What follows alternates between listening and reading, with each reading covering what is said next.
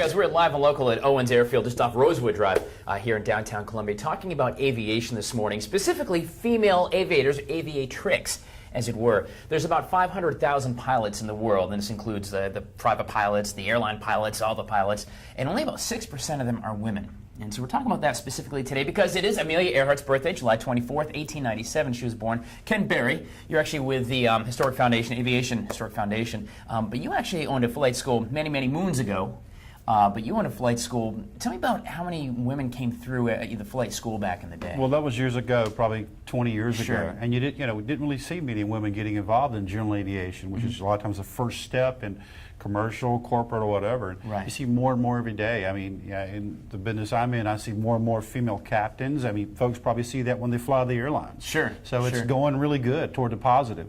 And why do you think there's a growth? There weren't many. I mean, of course, Amelia Earhart's the big name we know, but there's been so many others. We're here, by the way, in the Aviation Hall of Fame, and there's several women on here who have contributed to the aviation world. But why do you think that's changing a little bit? Well, I just think the doors have been opened, and people are getting behind the airport fence, and people, for example, just like this situation here, just getting the word out there to young girls and women to come over to the airport, take a first flight, right?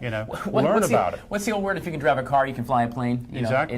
It really isn't. As you know, I mean, I'm going through the process. It's not that difficult. A lot to learn, a lot to know, but the actual process, it's not necessarily that difficult. You just got to have the skills and know how to get it done. It takes some study. It takes some time. That's right. Like anything else, but it is obtainable, and we'd love more women to come out to the airport. Who are a couple of these, the folks here on the ladies on the Hall of Fame walls here? Well, like I said, one of them I did know personally was Miss Nettie Dickerson up here, who was the founder of Bank Air, a business right over here at the Columbia Metropolitan Airport. Right and knew her and her family for years. And she was a hard-working lady who became quite famous. Sure, and locally, at least here anyway, but Nettie Dickerson. I saw a couple other names here on the walls. A. Lee Orr. Another one. She actually entered the aviation field in 1950, so they've been around a good long while. They have. We got just a few seconds left. Carolyn Pilar as well. We've got a few seconds left. And this morning we're going to talk about aviation. We're going to talk to a couple of female pilots here, Rita Owens. We're going to take a plane ride a little later, guys, as well. But real quick, the definition, so we know what we're talking about between general aviation. Commercial, obviously, is flying for Delta.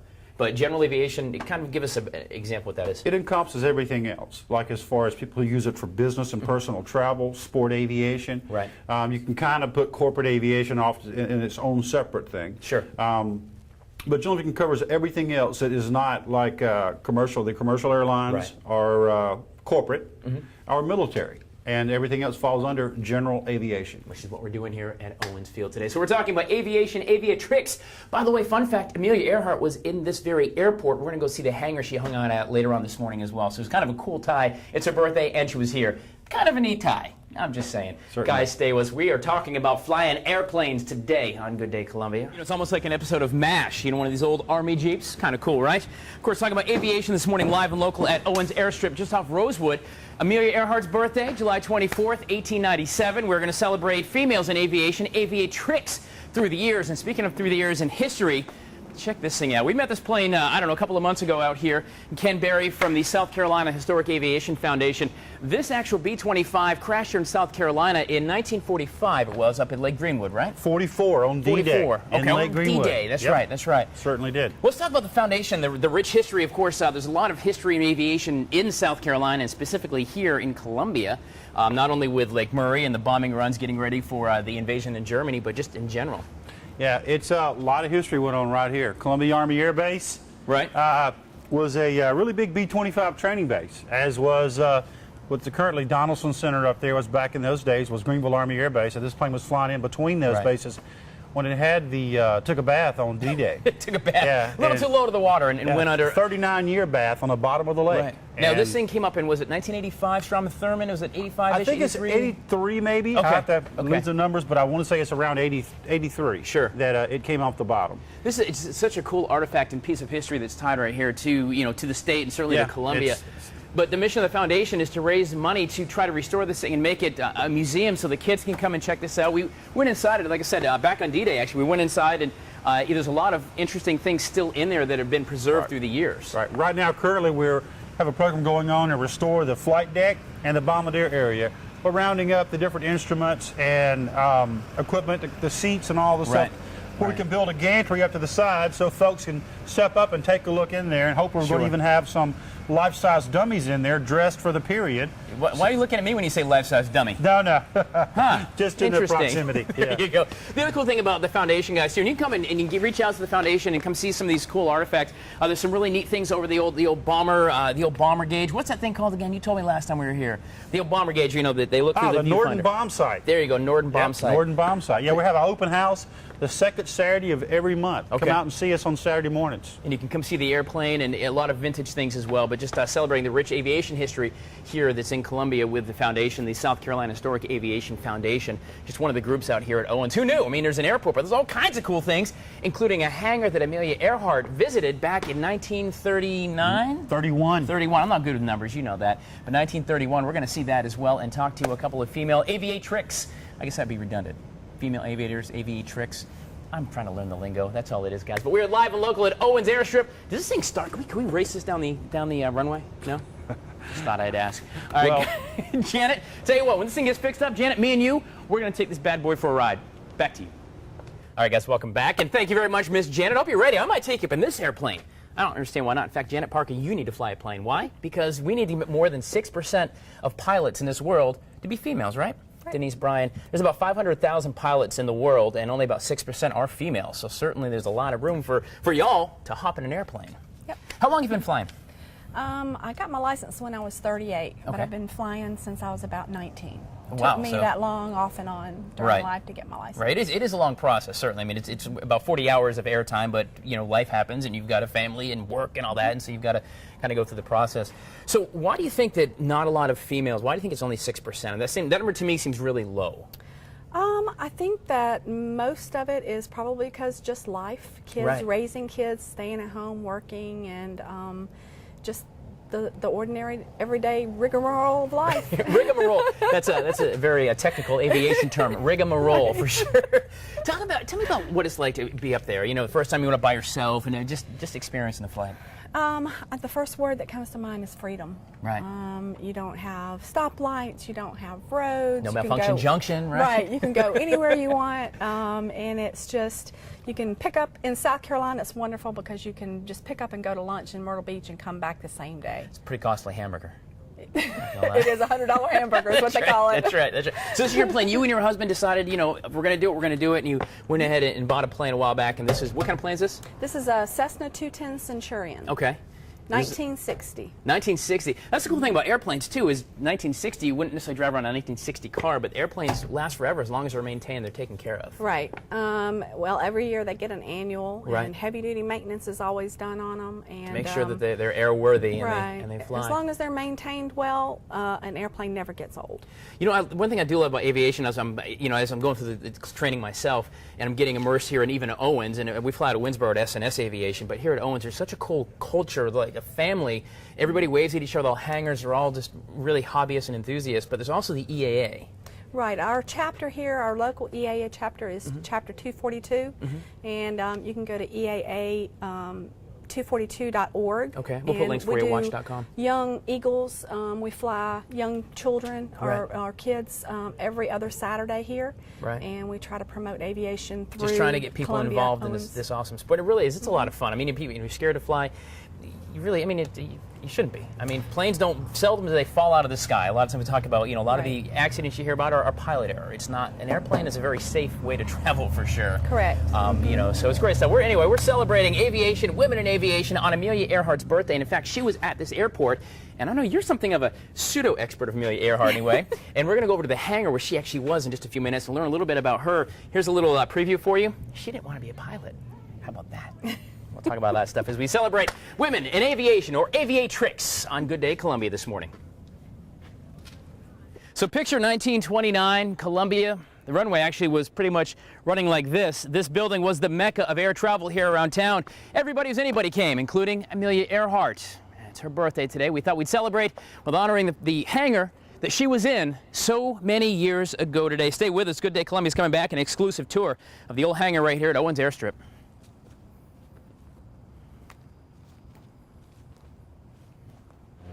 Well, guys, if you've been to maybe city routes, had some sports across the street here by Owens Field, or maybe just come onto the field itself to take a look at airplanes, you've no doubt seen the outside of this building, the Curtiss Wright hangar, as it were. It's the one that's kind of run down here at the airport.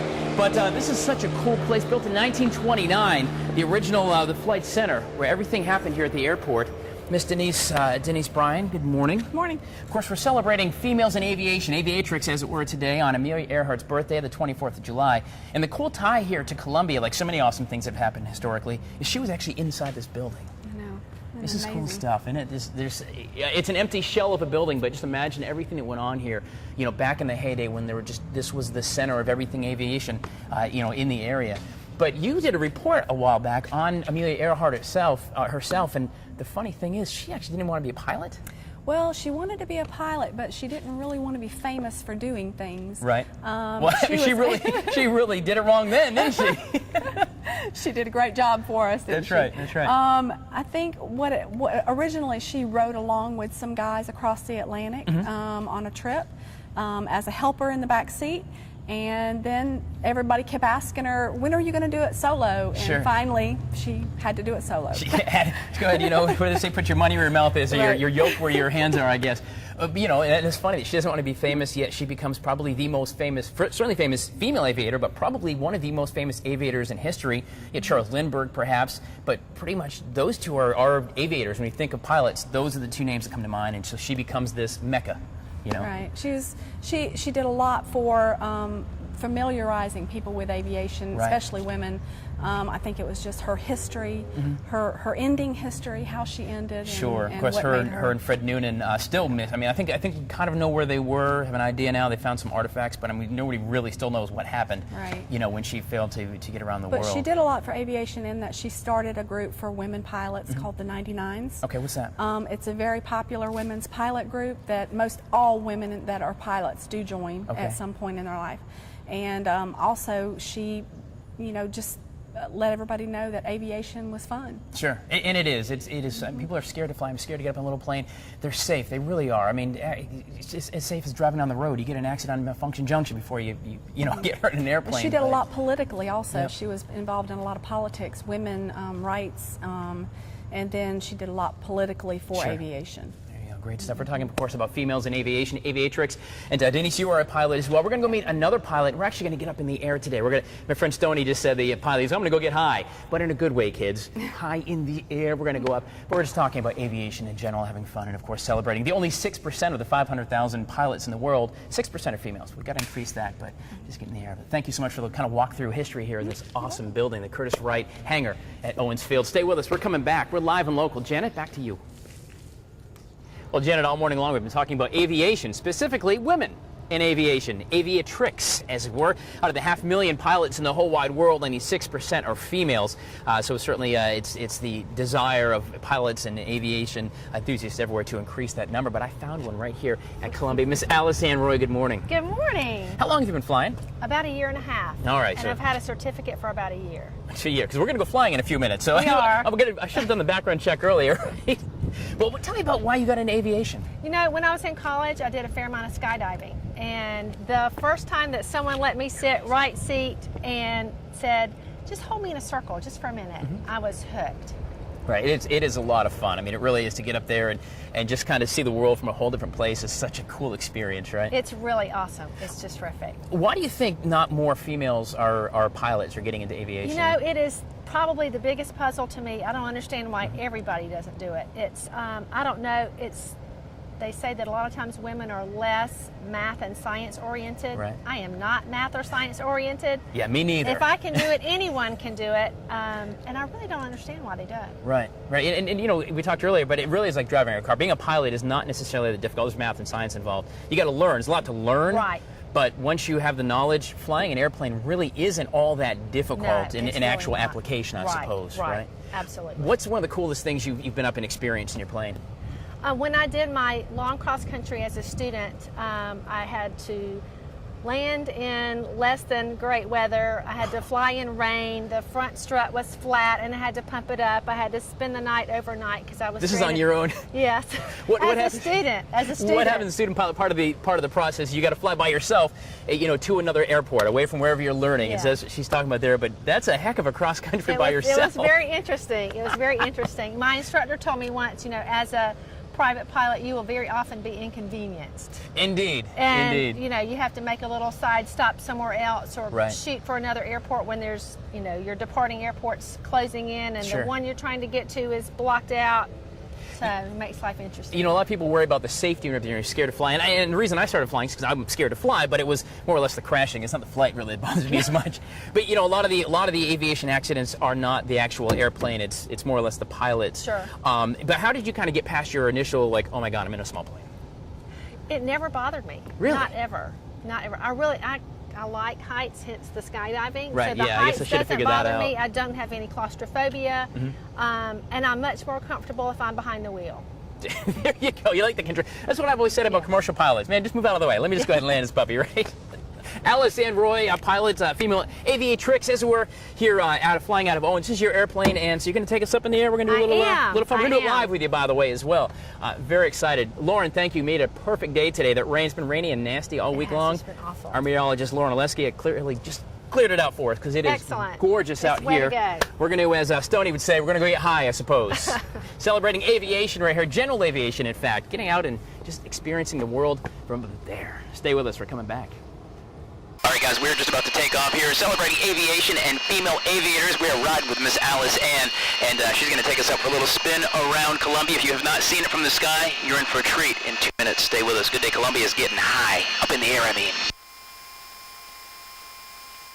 What a perfect day for a flight. My gosh, guys, welcome back. Janet, thank you very much. We are just about to get a little air here coming out of Owens, celebrating Amelia Earhart's birthday. Are you ready? I'm ready. Captain, please. Let's take off. Alice and Roy here, one of the female aviators that flies out of here at Owens. We're in a Cessna 172, one of those planes you see flying around, a very popular airplane you see flying around, but they got the wings up top and a single engine. And so we're going to ease up to about 60, and we pull back, and guys, we are flying. How about that? Wow, this is so awesome. It's going to be a beautiful day. There's something magical about this, isn't there? When you sit back and you pull back on that yoke. It's nice to be in the air, I'll tell you what. So what's the furthest you've flown in the plane, you and your husband?